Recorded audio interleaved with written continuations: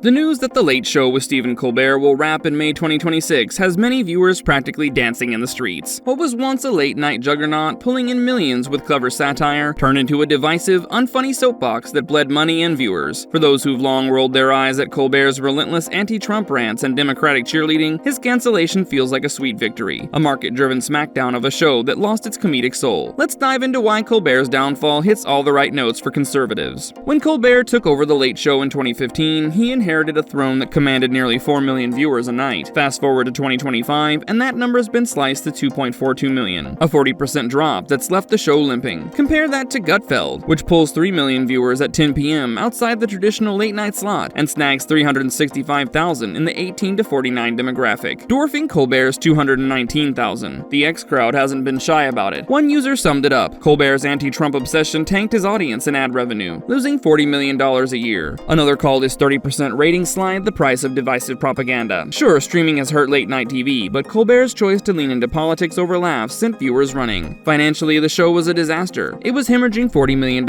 annually, with Colbert's reported $20 million salary eating up half the loss. Add to that the cost of a bloated staff, including over 20 writers tasked with churning out the same tired, unfunny jokes, often little more than calling Trump racist, sexist, or Hitler on repeat. This repetitive shtick wasn't worth Colbert's hefty paycheck, let alone the millions spent on production. Ex-users called it out. He got paid $20 million a year to push his ideology while losing $40 million, with a room full of writers recycling the same lazy Trump insults. Meanwhile, Gutfeld thrives on a significantly leaner budget, proving that you don't need a fortune or an army of writers to entertain, just humor that doesn't alienate half the country. CBS labeled it a purely financial decision, and with numbers this grim, it's no wonder why. Colbert's biggest sin was turning comedy into a DNC operative's platform. Back on the Colbert Report, he was a satirical genius, poking fun at everyone with a wink. But on The Late Show, he dropped the act for preachy monologues that targeted Trump 97% of the time. According to a 2024 study, he gushed over Michelle Obama's 2020 DNC speech, admitting he had no jokes because he was too starstruck, and danced with Chuck Schumer in 2021, while Americans were stranded in Afghanistan, a move ex-users slammed as tone-deaf. One wrote, "Life's good for the blue elite, while thousands are trapped." The Trump fixation was Colbert's undoing. His YouTube thumbnails and monologues were a one-note anti-Trump tirade, and after Trump's 2024 win, he admitted losing faith in humanity. Regardless of their political affiliations, viewers didn't want despair, they wanted laughter. The timing of his cancellation, days after he bashed CBS's parent company for a $16 million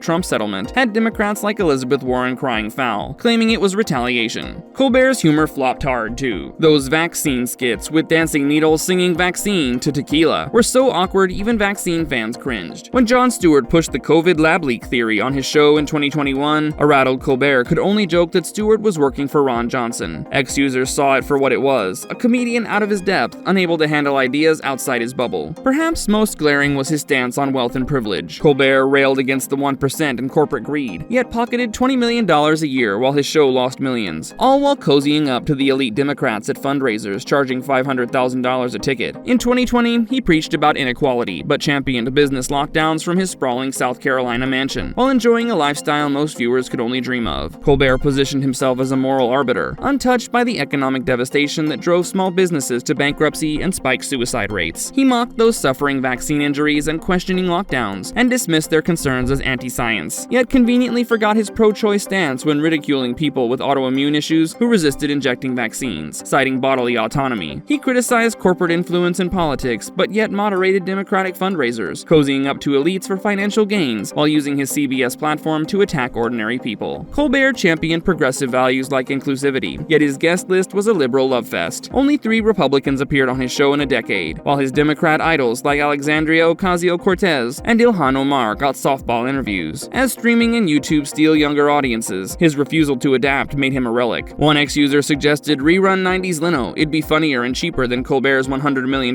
disaster. Johnny Carson's era of wit and variety feels light years from Colbert's sanctimonious slog. Colbert's downfall proves that when comedy becomes a partisan, hypocritical weapon, it stops being funny and the audience stops showing up. Thanks for tuning in. If you enjoyed this video, make sure to subscribe so you don't miss what's next.